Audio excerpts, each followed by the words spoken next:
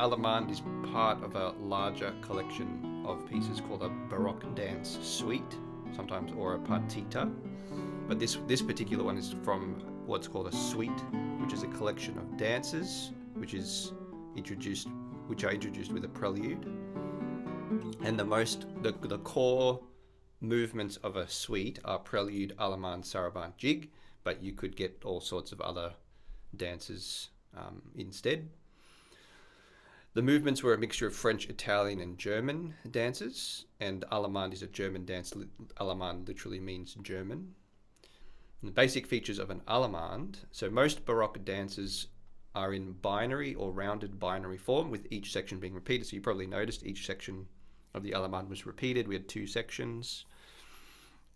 The Allemande is in still, I got a typo there, still brisé, there should be a B there, broken style, which is in a irregular arpeggiated texture that was dominant in France, also called the lute style, which was a way for keyboard instruments to imitate the lute. So you do arpeggio, arpeggios, right? Lots of arpeggios in the Allemande. And there's usually an upbeat of 1 or 2 notes. So this one has a 1-note upbeat. It's the start of each section.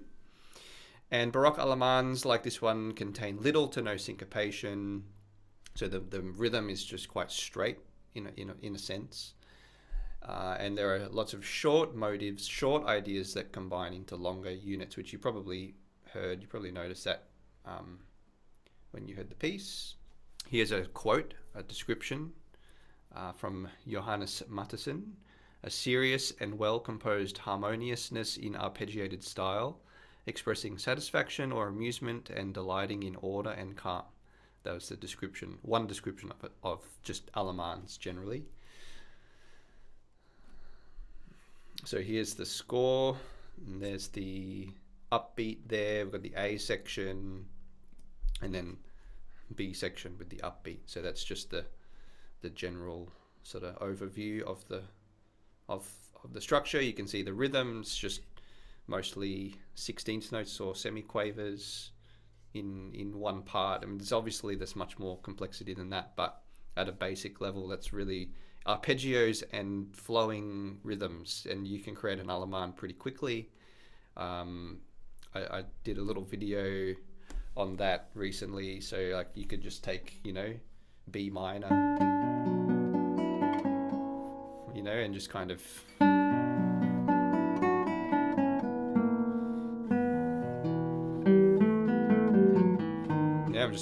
I'm just improvising right there. I'm just going a bit of an arpeggio, a bit of a scale, go to another arpeggio, and you can already start to get into the spirit of an Allemande a little bit. Let's break down some of the elements. So the melody, just like most melodies, is made up of scales and arpeggios. Probably in an Allemande you'll get more arpeggios than you would normally in a standard melody, because that's just what we get with this still brisé, with the lute style.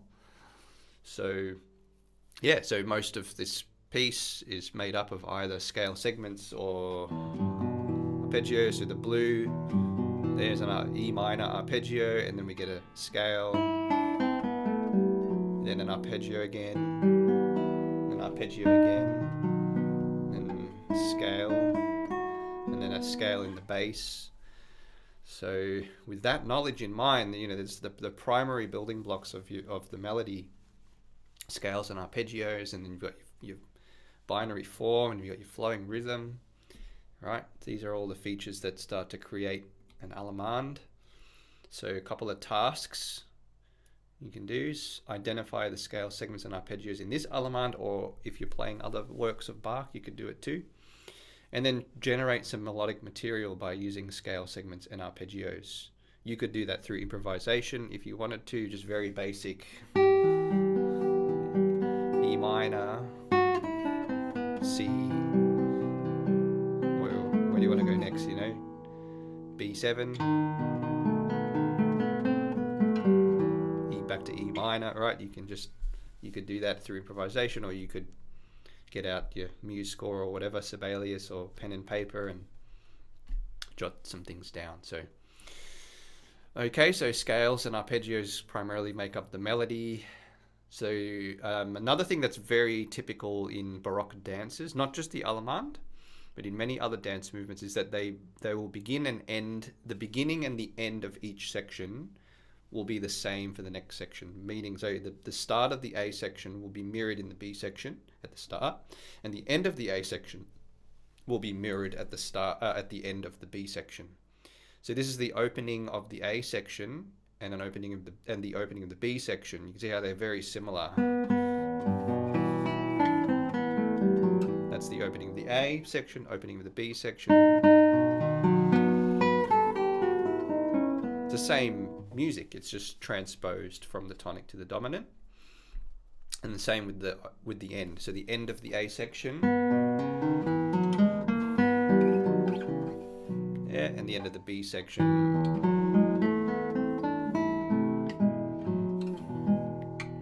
Right, so once you've composed your A section, and the start of your A section and the end will be kind of mirrored in the B section. Conversations, call and response. So Bach's, even though we're doing dance pieces here, we're looking at dance pieces, they're still quite intricate and contrapuntal, meaning, you know, there's counterpoint, meaning there's like layers of melodies. They're not just necessarily like chords or arpeggios of chords and that's it. There is more complexity than that. There's a bass and a melody, or there's multiple melodies at one time. This Allemande contains two voices with a third voice occasionally entering. You could say there's more voices than that. I'd say maybe consistently there are two voices, and then there are there's a third voice kind of coming in occasionally. And the interplay of these voices creates a call and response, or conversations between the parts. So this is the opening here, and what it kind of looks like if you separated it out into two voices. So we have the melody, like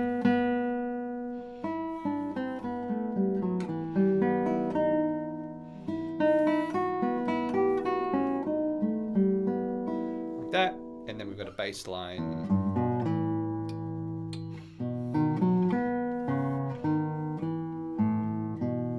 And then together.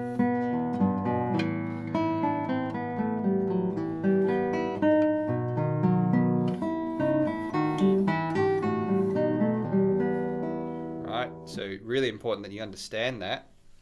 Even if you're just playing Bach, you want to have an understanding of the parts of the different voices.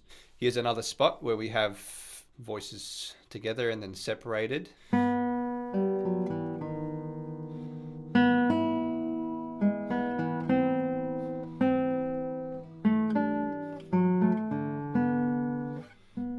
Like that. That's the kind of the melody part, and then with the bass.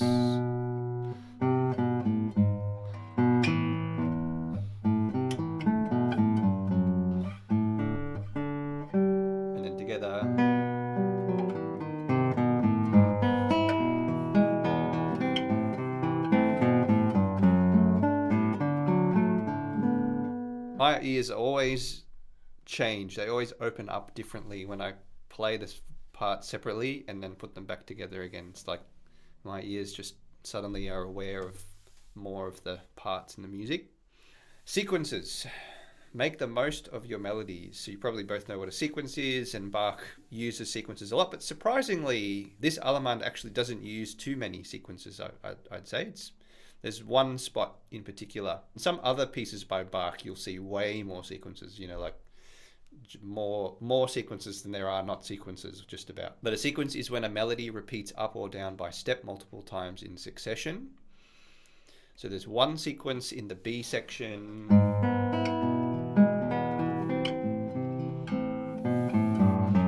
And here, so that was the original melody, and now we get the sequence. And then again.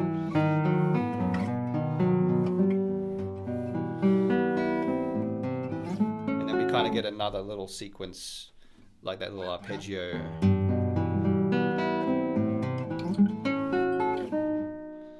Okay, so a sequence is really great because once you've composed something, like a short melody, or it could be even a longer melody, you can effectively copy and paste it and you know, lift it up a step or bring it down a step, and keep repeating that process, and you get some really beautiful effects out of that. So Bach, something that Bach does do consistently in every single composition, I've never seen him not do this a lot, is that he uses lots of passing key changes. We talked about this recently as our last sort of main topic. And why should we use passing key changes as a composer? What's the effect of it? Yeah, so emphasis, variety.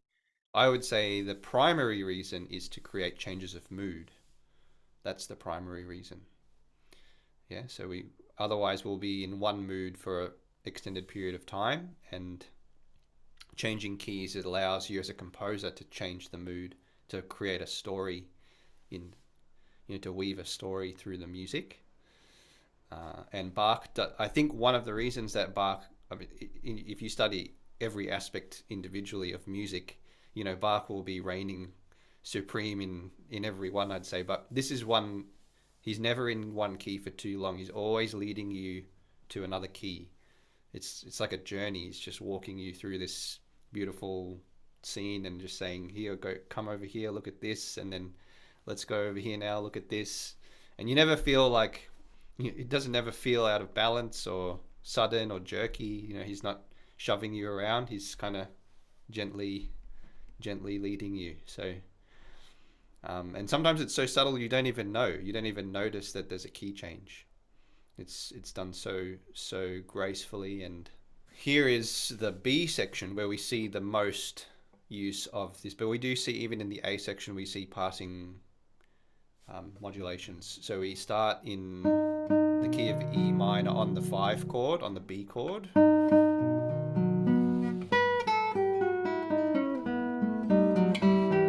Arrival onto E minor, and then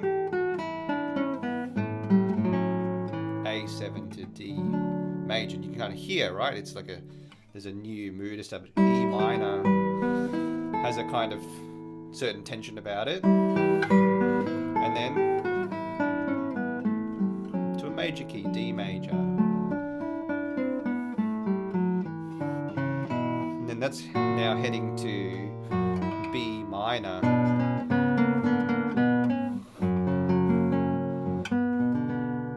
Which turns into E7 to A minor. D7 to G major. B7 back to E minor. I'll also point out that although Bach is changing keys, there's still a sense of unity, and that's another challenge that you have as a composer, right? It's one thing to change keys frequently, but to do that and also maintain a sense of unity is quite a challenge. So Bach, I think, does it very, very beautifully. Okay, so we see passing modulations. The way to get there is to use the gateway chord. Notice that he's not going to keys that are too foreign to E minor. If you think about the circle of fifths, D major is, 2 sharps. So it's like next door to 1 sharp, next door to E minor. B minor is the dominant of E minor. A minor is the subdominant. G major is the relative major. So typically, these composers will not stray too far from the original key, but us being in this modern era now, you could, if you want to experiment with going to more foreign, remotely related keys, you can do that. There is a beautiful example from Paula Child, so she wrote an Allemande, and it starts in E minor.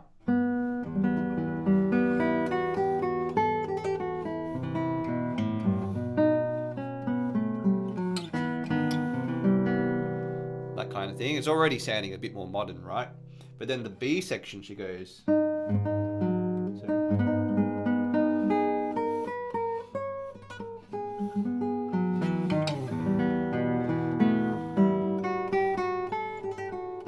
She goes to G sharp minor. So from E minor to G sharp minor is a very unusual relationship. But she's transposed it, which is what you're supposed to do. But she transposed it to a different key. So here's the canvas. If you want to get started, I think Greg and Millie, if you follow the canvas, I reckon you could get something done. You could get an Allemande, or even a outline or a sketch or a draft of an Allemande done pretty quick. Some people have done this very, very quickly when you have the canvas already. You've got the chords there. If you want to change, if you want to do a different key, you're welcome to do that as well. But that's the A section and that's the B section. Why don't we get started with an Allemande a little bit together? We've done this multiple times. It's always fun. So if we're going to set up our canvas, so we have 8 bars in the A section. This is how I like to do this first thing. I like to set up the score.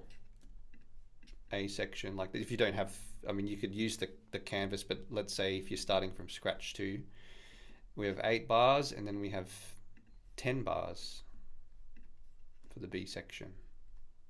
Couple of extra bars there. So there's that. We'll set up the time signature is 4/4 time. The key signature is E minor. Put the repeats in. Bar, line, and repeat. Start, repeat.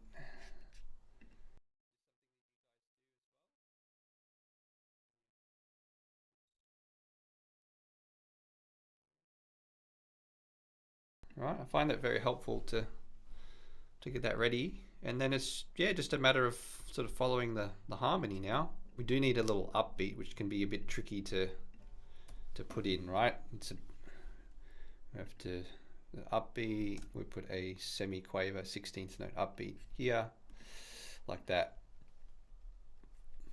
Okay, and then we've got our chords. So in the first 2 bars we have E minor and then B7. So maybe we'll just do the first.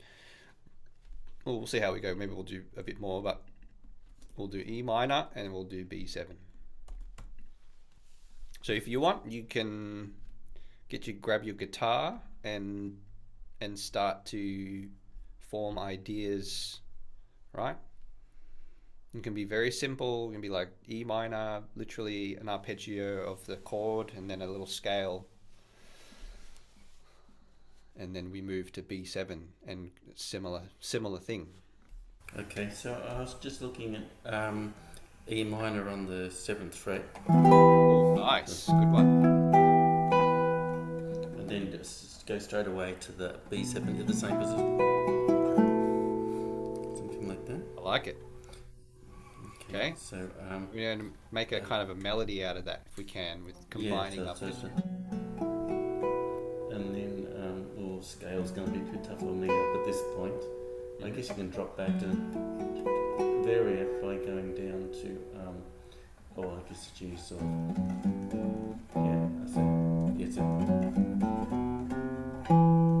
and then up to the something like that. Oh, I like that little scale run you did there. Yeah, it's just straight. I missed the D. That was the only thing I did. Actually, no, I went straight from B to across to the E to finish it. You want to move to B7? And then like see, and then that's the end. Is that like the end of the first bar that you play? Yeah. So it's like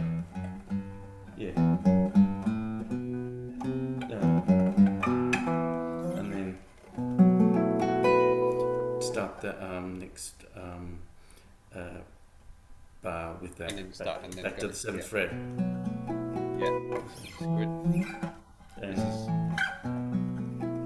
composing doesn't always need to be done in order, you know. It's like going with this here, but you got some thoughts about 7th position E minor there, 7th position B7 there.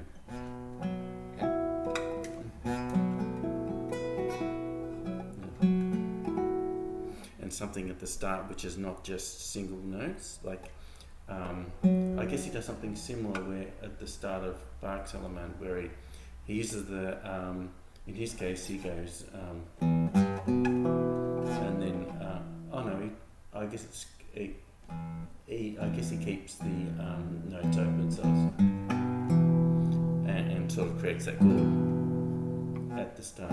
Yes. The E minor chord, Yeah. the open Yeah. one. Through the Whereas yeah. trying to do a similar thing, except try and get that a third as a variant. So I guess you should start really on the E, which is on the 5th string. I'm sort of changing it as I go along, but making That's it right. harder. Yeah. No. It's this real composing in real time. You know. Yeah. So yeah. So you start on the low E like that. Um, yeah. I. Or yeah. I guess that's E is the best to start with. You don't have Yeah, to, that's but the way I put it. Yeah, yeah, using that, playing it twice to start into it, which yeah, it's also what he does, isn't it? third like that. Yeah. Yeah. Sounds good. Then maybe you could do a scale, perhaps descending scale, and then you got this ascending scale. So you want to do a Yeah, I guess descending sort of. scale after that? So it's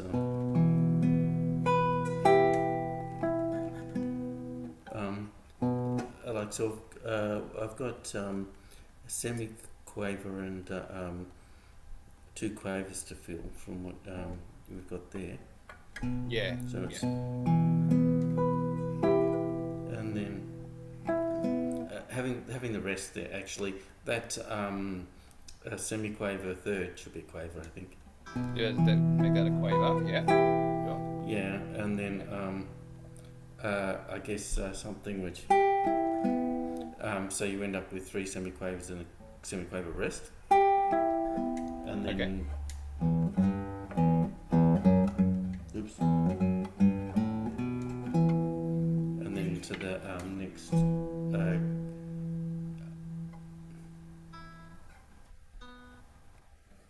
Something like that. yeah. Yeah, where am I? Yeah, that's right. Yeah, that's definitely.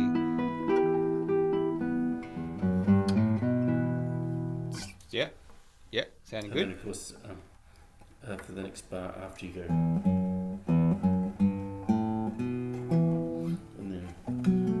and then you go. which is almost I guess it's more of a rolled chord actually, which probably is not an Allemande.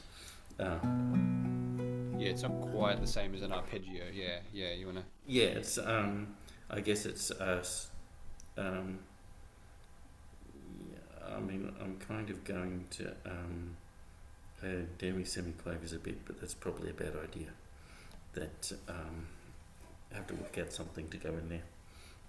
Yeah. But so I'm running out of ideas at the moment to do it. So something in that chord though, because you've got that scale run, and then I'm going to the. That's an F sharp, isn't it? Yeah, you could go to F sharp. Yeah, you got to think. So one of the topics we're going to talk about is called outlining. Okay, And so outlining is basically using the notes of the chord. Yeah, like that. So you want to and then I'm finishing back on the B, coming like so. I'm going and then it's and then that high B again. So you pretty much get to the B at the same point in the bar, except instead of with an E minor, you're doing it with the B7. Yeah. Something like that. Yeah. Did I? Hang on a sec. That looks like you've. Is that right? So we're missing the. There's no F sharp there. Yeah, that's right. We've got an F sharp in the bass. Oh yeah, I know. Yeah, but I meant the next F sharp because there's an F sharp in the 2nd string, which I'm not using. So yeah. Yeah. So I'm going 5th string, 4th string, 3rd string, and then up to the 4th, up to the 1st, to the B. Yes. This note though, just keep in mind that's an E there. Yes. Do we want an E or a D sharp? Oh. it's a lot warmer, I guess. But Was it's, that you know, you temperature could thing? keep that. You could just do something like treat. You could take advantage of that. Yeah, resolve it maybe to the D Yeah, sharp. okay. Could Yeah, be one that's actually option. better. Yeah. That because that does that turn it into a suspended Yeah, chord yeah. or It's kind of like a suspended fourth. Yeah. So that's nice. So I'll play it a little bit.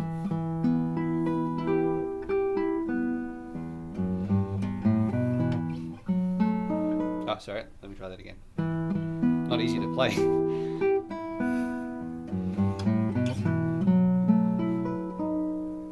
Sounding not That's sounding pretty nice. yeah. I really I quite like this. I think it's a keeper. I would keep, I'd Okay. keep that. Yeah, it's really nice.